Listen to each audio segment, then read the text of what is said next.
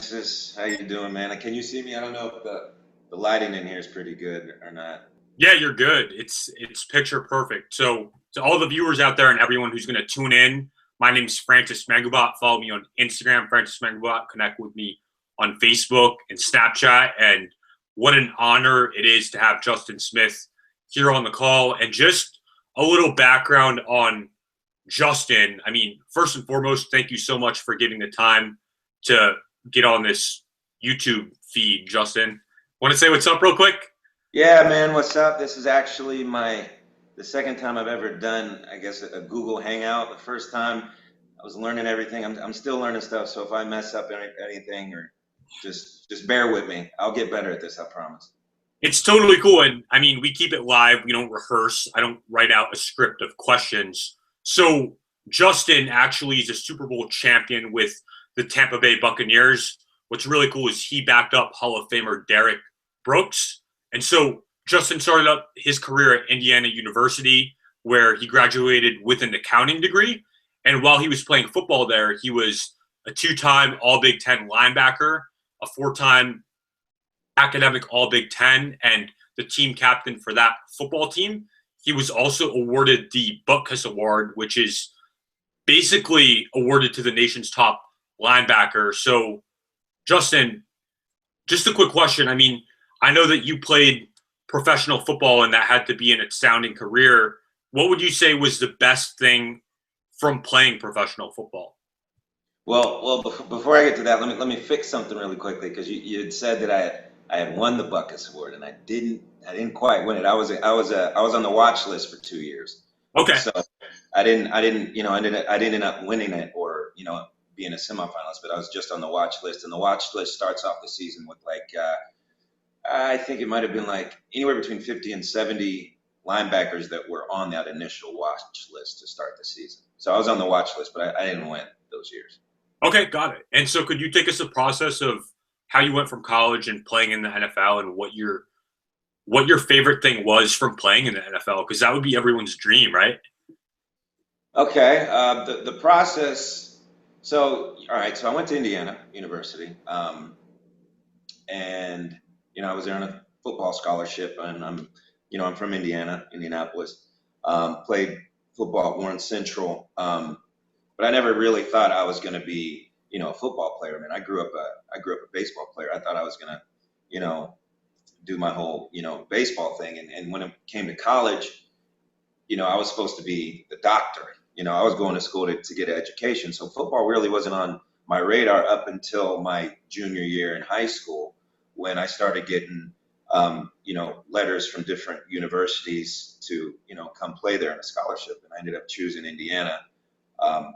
At the time, I had opportunities to go other places. I was either going to go to Maryland or to Stanford, based more on my academics. But we had a new coach that came there to IU, by the name of Coach Cam Cameron, and he was the quarterback coach for the Washington Redskins before he came to IU. So I looked at that as a really big, a big bonus. If you're going to go to a college team to play, you want to have somebody that's there from the NFL. So went there, and I was a corner.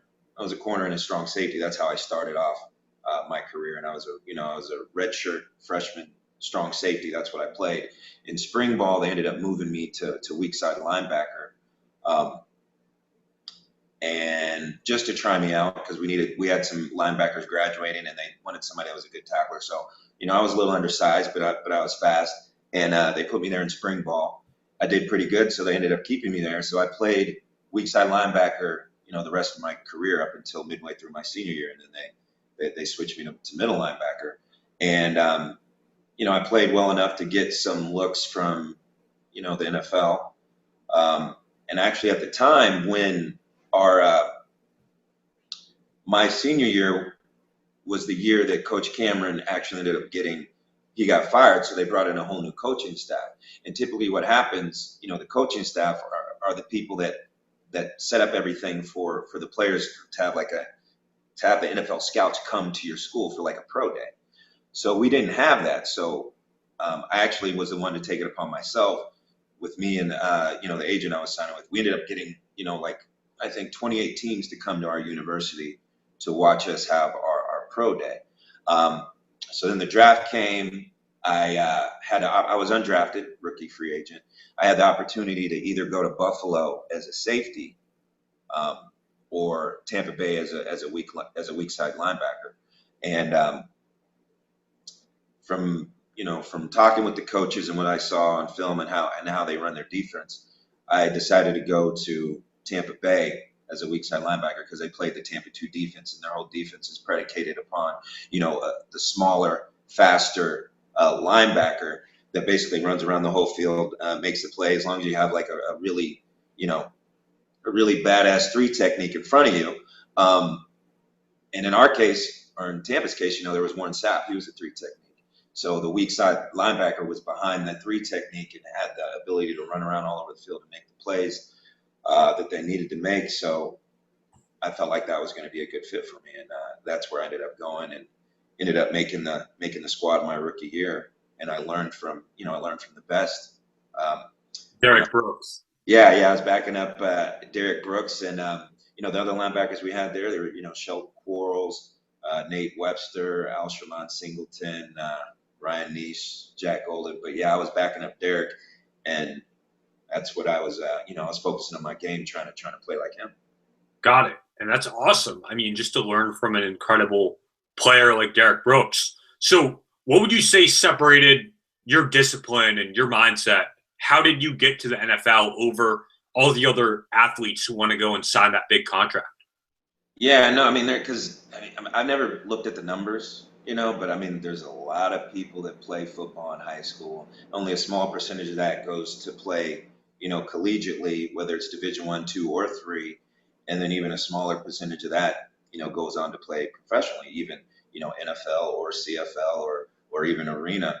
But what separated me, I would say, was I was academics was my main focus. So I would study a lot, for schoolwork. So when it came to football, I approached it the same way. We had, we would always have film sessions, and we would watch film of the teams we're playing, and we would have sheets, that would tell us, the teams, the things they like. I would make sure I was so prepared, in practice from the film sessions. And, when it came to game time, like I knew where I had to be based on exactly what I'm seeing and on all the checks I made. And that's when they ended up making me the team captain at IU, where I could read what the offense was doing and make the checks on defense. So the thing that separated me the most was my discipline when it came to film study. Because, I mean, there's always somebody out there bigger, faster, stronger. I mean, I wasn't the biggest guy or the fastest or the strongest, but nobody was going to outwork me when it came to, knowing my assignment and knowing where I had to be and when I had to be there and getting other people where they had to be. So I didn't just learn my position. I knew where the D tackle was supposed to be, or the corner, or the strong safety, or the free safety. I knew where they all had to be, based on, the defensive call we made. So I would say that's what separated me most. That's awesome. And so basically you put in the homework and you put in the extra time reading the defense and figuring out where your opponent's offense, what plays they were going to do based on what formation. And that's what really separated you as a team captain. I think that's awesome. Yeah. That would be the main thing I would say, because I was not I was only, 6'1", 205, 210. I mean, I was a good size for a safety, but, being a linebacker, people are used to seeing people are, 6'3", 230, 240, 255. So I had to separate myself in some way. Absolutely. What would you say separated Hall of Famer Derrick Brooks from everyone else? Would you say that he was just more talented, or did he put in a lot more work than your typical guy just in the NFL?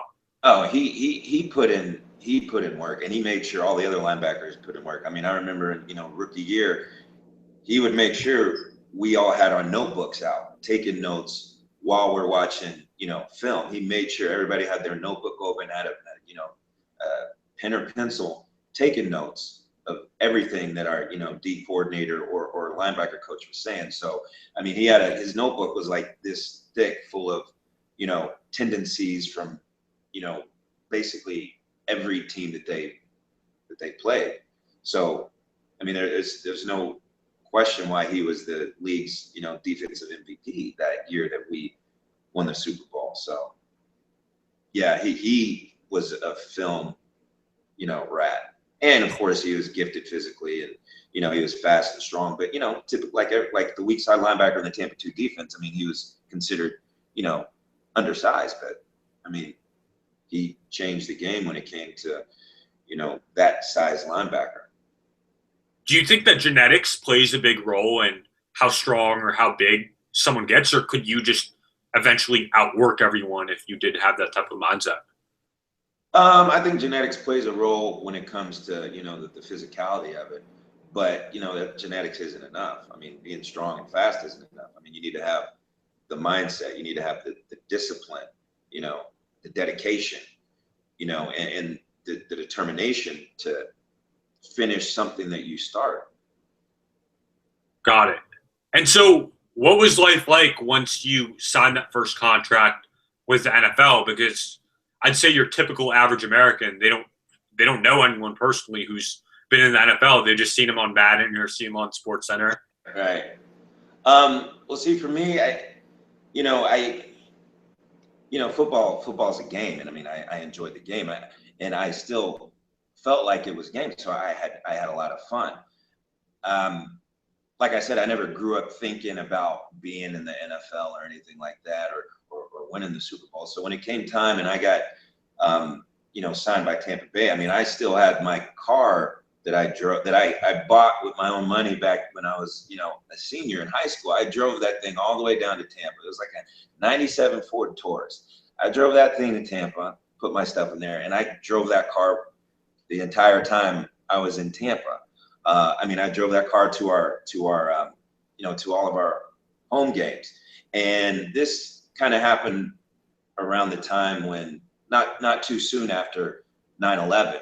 So they had to check the trunks of, the cars that were going into the stadium and everything. I remember my car was so old, like there was no button to push on my car to pop the hood. So I'm going to the game, pregame. I got to get out of the car, stop the car. There's people walking for tailgating, right? I got to get out of the car. I walk out and I got to pop the trunk because they got to look in everybody's car, and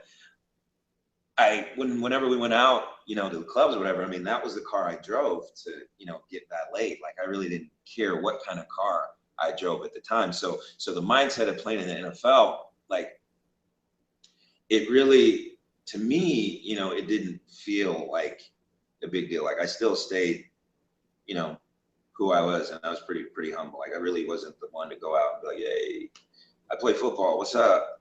That was never my style. It's still not my style. I mean, when I moved here to St. Croix, I came down here, I was here 6 years ago, and it's part of my story. Like I never told anybody that I ever had anything to do with football. Even when I got hired here to be a teacher at the school I'm at AZ Academy, and I put together a resume for them, I didn't tell them that I played football. They didn't find out I played football until this whole isobody thing happened, and they're seeing pictures all on Facebook. So then I'm like, man, yeah, I gotta start telling people that, yeah, I played football.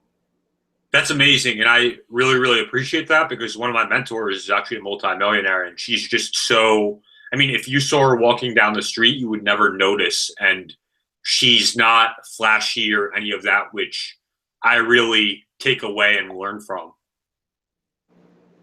So, yeah, no, those I you never know who you're gonna run into or who you're gonna meet.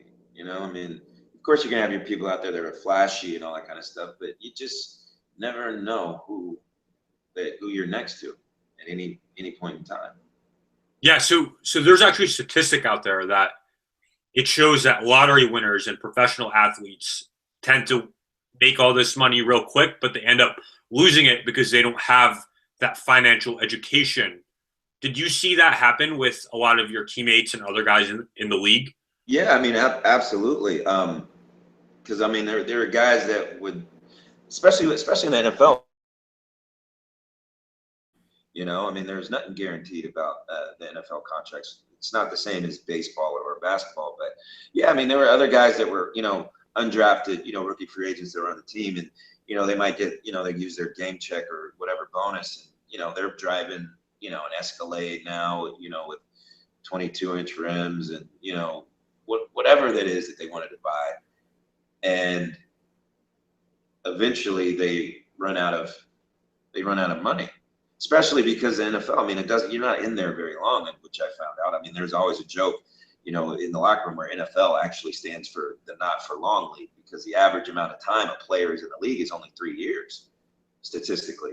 I mean, you don't always have your Brett Favres that are, playing for 32 years or whatever. You don't have people like that all the time. So, yeah, I have known some of my some guys I played ball with that kind of blew their money and didn't know how to invest it. But then also at the time, you got a lot of people coming at you from different, places, wanting to invest money for you, financial advisors, and there's a lot of shadiness involved in all that. So yeah, I mean, the NFL does try to, educate, players, but it still happens more times than people realize. Got it. So what did you personally do with all of the money that you made in the NFL? Well, I mean, it's, another misconception is I wasn't a millionaire. People think automatically, oh, you're in the NFL, you're a millionaire. No, that's not the case. I mean, my the league minimum for a rookie in 2002 was $225,000. I mean, that's before taxes, right? Yeah. And you don't get that up front. You only get paid, every 2 weeks. And every 2 weeks, that only lasts for the 17, 18 weeks that the season lasts. So you don't get paid during the off season, unless you go train and work out there. You might, get a little stipend, but your payments are only every 2 weeks over the course of 17 weeks.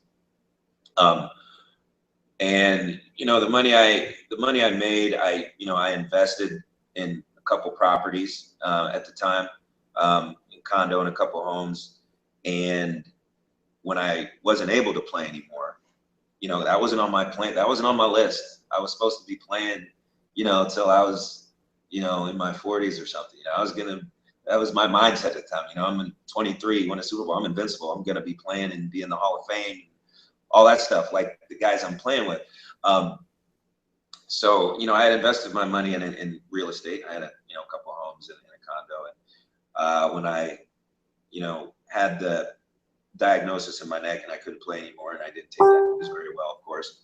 And, that's part of my isogenic story. I was in a downward spiral when it came to certain things.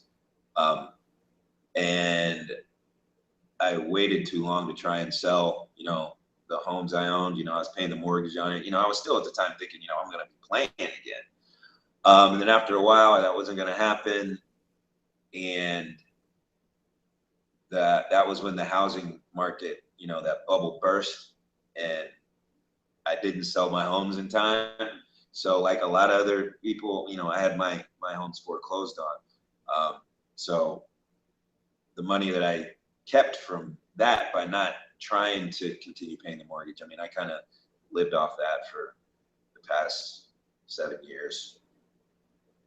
Got it. So how has life changed since after you're retired from the NFL? Do you still stay in contact with your buddies? What does a typical 3-year guy in the NFL, what do they do after they've graduated from that and they can't play anymore and they're not for long?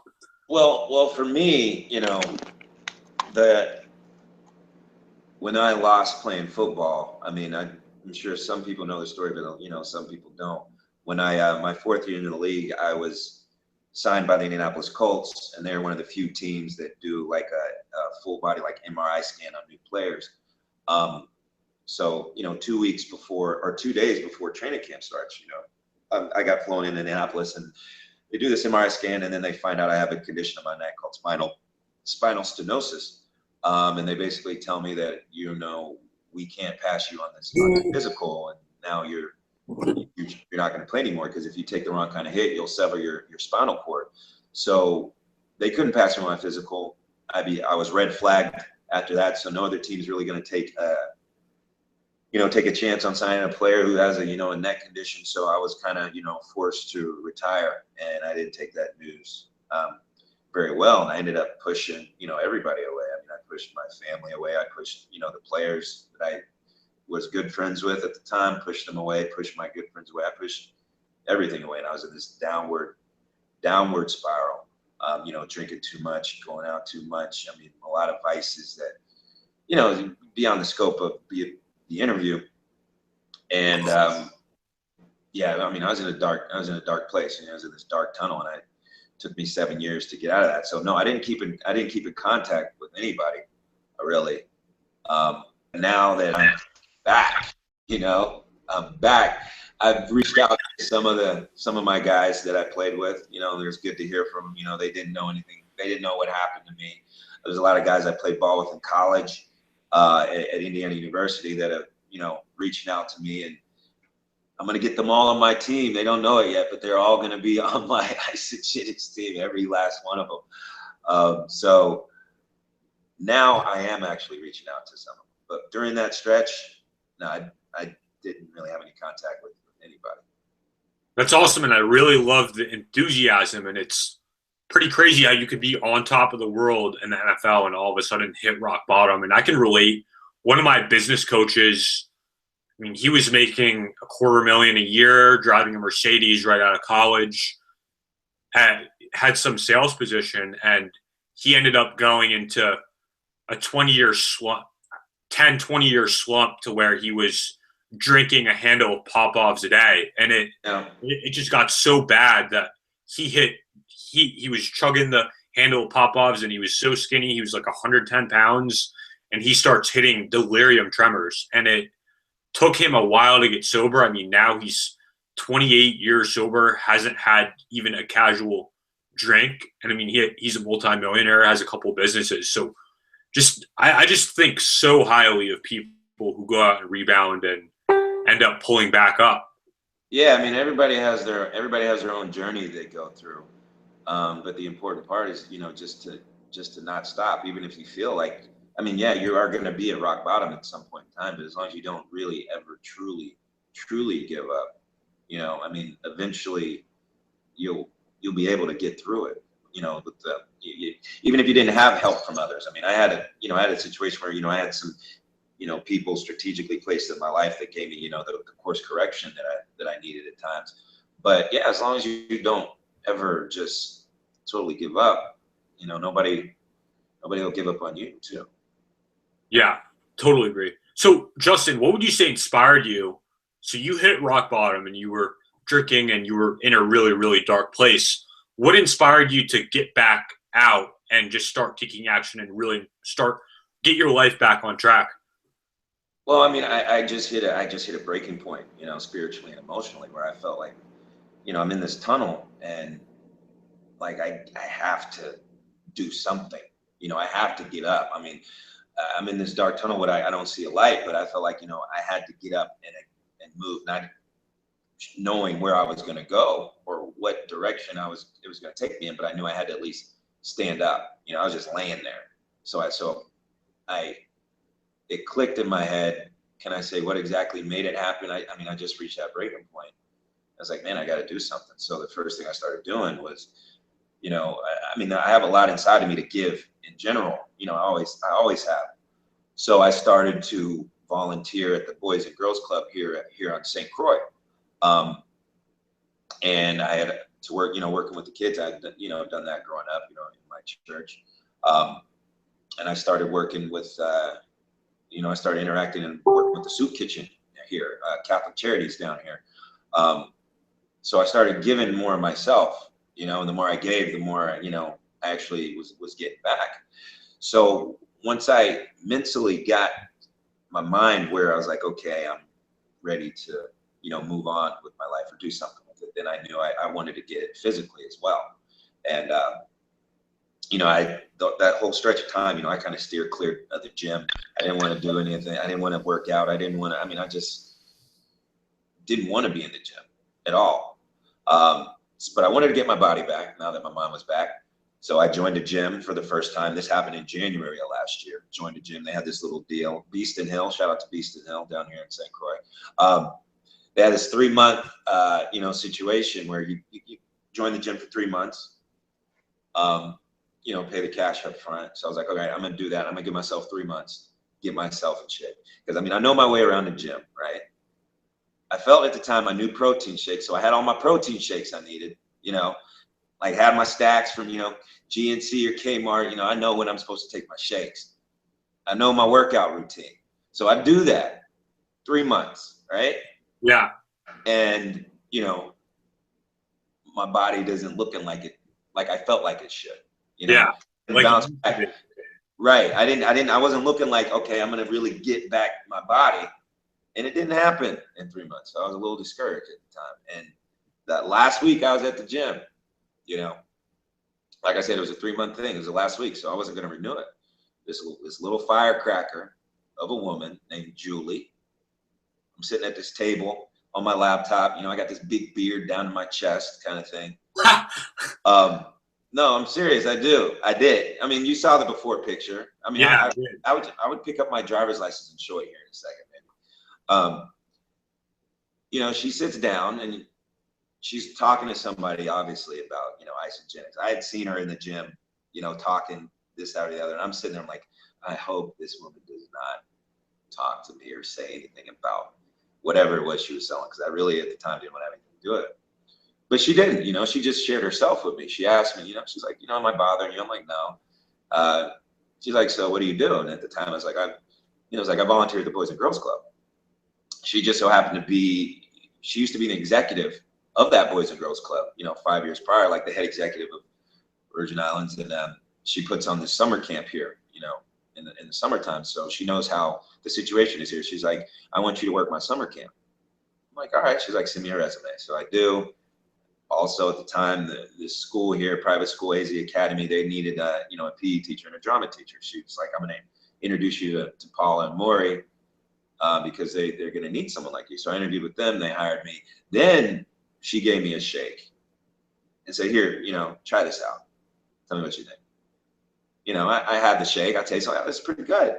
She sent me a video. I do research on it. I'm like, wow, this is really freaking good. Like everything that's in this. And at the time, it only made sense. All right, I can either buy these crap shakes from Kmart or wherever, or I can buy shakes for myself. So I made the decision. I was like, all right, boom, I'm signed up. You don't have to sell me on anything. She showed me the Isobody challenge video, and it just happened to be this challenge that was 4 months long. You get this transformation. I had just worked out for 3, didn't see any results. So I'm like, all right, I might as well just jump into that too. I'm going to jump in head first. So I do. That's what I did. Not thinking that not thinking about the business aspect of it at all, but, I wanted to get my body back in shape. So I jumped in the challenge, took my before photo, my after photo, wrote an essay, Through that time, I was doing so good, I shared it with my dad and my mom, so he jumped in the challenge. Then I find out in December that, I'm a Isobody finalist. And at the time, like, they couldn't even call my phone because I had forgot to pay my bill, right? Jeez. So they literally had to dig through Facebook to find me. And I didn't even have my real name on Facebook. I didn't even have my face was like a stormtrooper in a business suit. That was my face on Facebook. And it didn't have my name on there. But I did one time, I put a post of a before and after picture. And Julie had put me in a group, like an Isobody challenge group, right? So I put a picture in there one time. So the people, I think it was Caitlin at Isogenics, she told me that she had to dig through months and months, thousands of posts to find that picture so she could click on that, the person that put it up, which was me, to click on that, to send me a note on Facebook telling me that they need to call me. So that's how they got a hold of me, was through Facebook. And I realized my phone was off, so then I turn it back on, and then I get a call from Doug Jensen and all those guys while I'm here at teaching math. And then, they tell me I'm an Isobody finalist. That's awesome. And if you guys haven't seen the transformation pictures that Justin has had, you totally got to check that out because they're just mind blowing. And so One quick question. We just have 1 minute left on the call, Justin. What would you say separated your crap Kmart and the shakes that you were buying previously to the quality of the shakes that you're taking now? Well, this is what I learned when I did my research, and I didn't know this. I mean, not all whey protein is created equally.